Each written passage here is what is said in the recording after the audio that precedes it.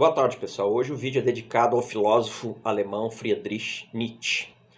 Filósofo que, dentre outras coisas, é considerado um dos grandes influenciadores do movimento pós-estruturalista, né, que advém da filosofia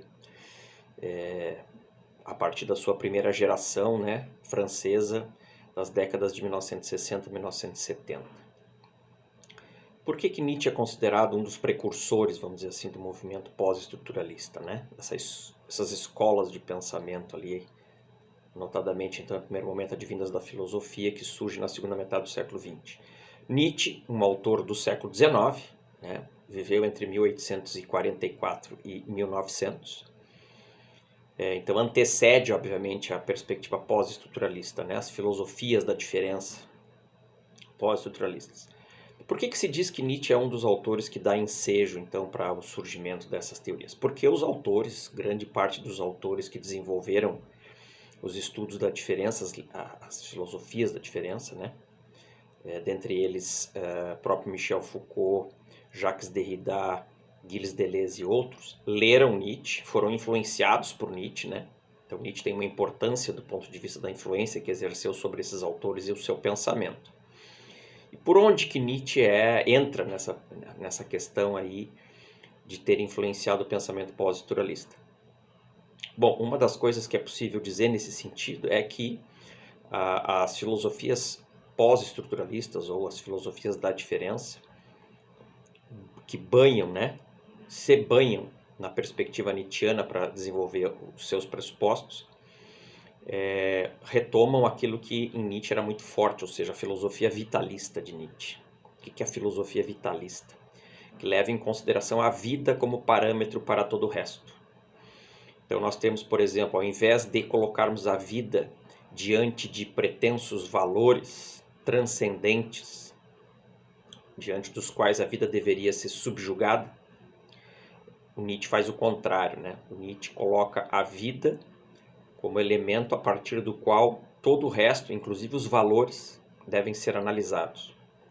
Ou seja, aquilo que o próprio Nietzsche consolida a partir da sua obra e diz explicitamente, né? Que desenvolve uma psicologia, mas uma fisiologia, né? Ou seja, para ele, nós podemos olhar para a existência a partir do critério, ou do seguinte critério: todas as coisas que ou fortalecem a existência ou enfraquecem a existência. Todas as coisas que beneficiam, né, a perspectiva de tornar a vida mais saudável, mais potente, ou aquelas coisas que adoecem a vida, apequenam a vida, né, tornando a vida menor, menos potente. Então a vida é o grande critério para analisar todo o resto, e não o contrário. Daí a filosofia vitalista do Nietzsche.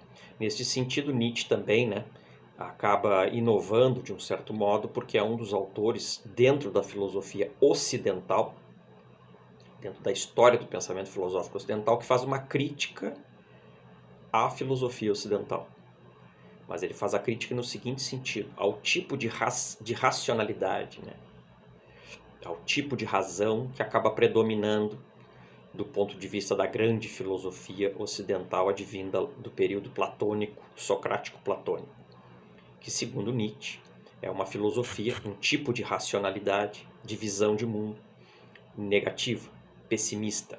Para o Nietzsche, nihilista, né? Aquela que nega a existência, o que há, o que existe, o próprio corpo com as suas sensações, em nome da alma, em nome daquilo que adviria depois da morte, ou então em nome daquilo que seria considerado uma vida perfeita, ideal, né? Daí a supervalorização advinda do período platônico, socrático-platônico, a supervalorização, digamos assim, de elementos como mente, alma, né? Considerados imortais, transcendentes, ahistóricos, verdadeiros, por meio dos quais nós conseguiríamos avançar para níveis, vamos dizer assim, da existência humana mais elevados, considerados mais elevados, em detrimento do corpo, dos órgãos, dos sentidos, das sensações, do tempo que passa, né, da própria vida que se acaba, que seria então sinônimo, né, visto como algo menor,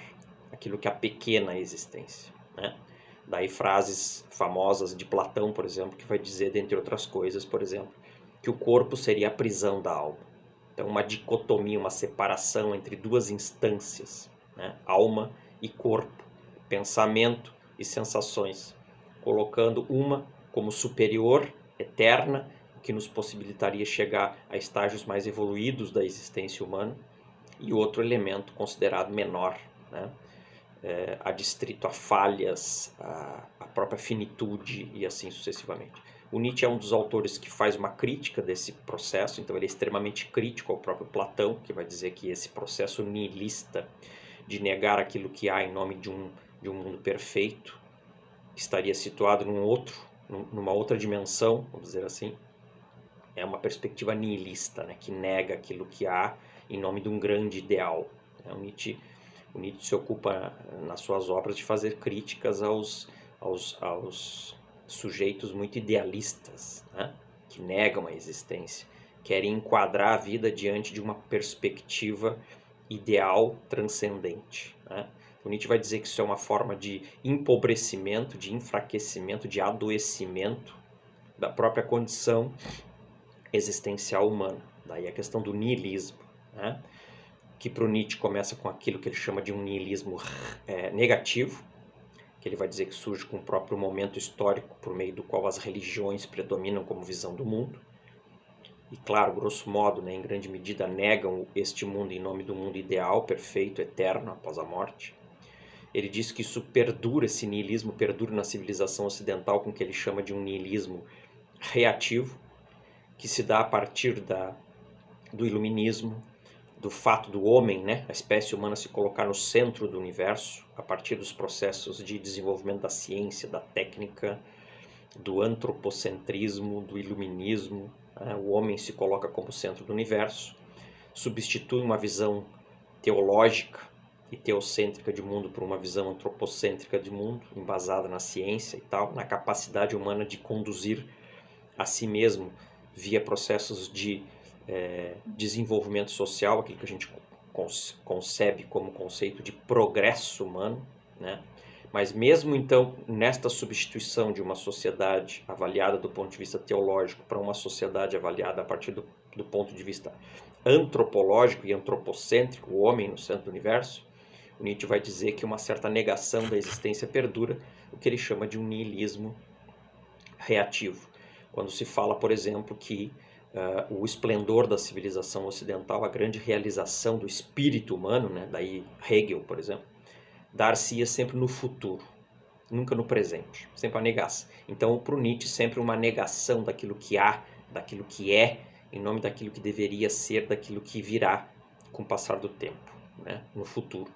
E o Nietzsche fala ainda também daquilo que ele chama de um niilismo passivo, né, que ele vai dizer que se refere ao momento por meio do qual, ao mesmo tempo que nós, enquanto civilização, estamos cansados daquilo que existe, daquilo que até agora foi produzido pela espécie humana, as suas instituições, os seus valores, as suas regras, por outro lado, não conseguimos colocar nada no lugar.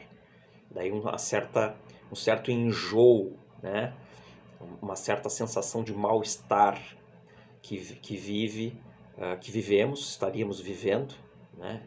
Poderíamos dizer que inclusive o século XXI talvez seja caracterizado por isso, o final do século XX, início do século XXI, caracterizado por esse mal-estar, por uma sensação de enjoo, de uma certa sensação de que aquilo que foi até agora produzido pela humanidade não mais responde a alguns anseios e condição humana, mas ao mesmo tempo e por outro lado não teríamos consolidado nada no lugar.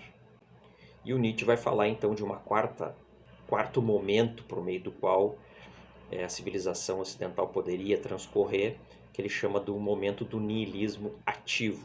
É aquilo que na obra do Nietzsche se chama de transvaloração dos valores, ou seja, uma certa superação dos valores até agora consubstanciados pela civilização ocidental, em grande medida atrelados a perspectivas religiosas, econômicas, as grandes metanarrativas, né, evolutivas, por um outro tipo ou outros tipos de valores, né, embasados justamente nessa perspectiva do fortalecimento da própria existência humana da vida. Então essa perspectiva, ela adentra as leituras pós-estruturalistas ou das filosofias da diferença do século XX.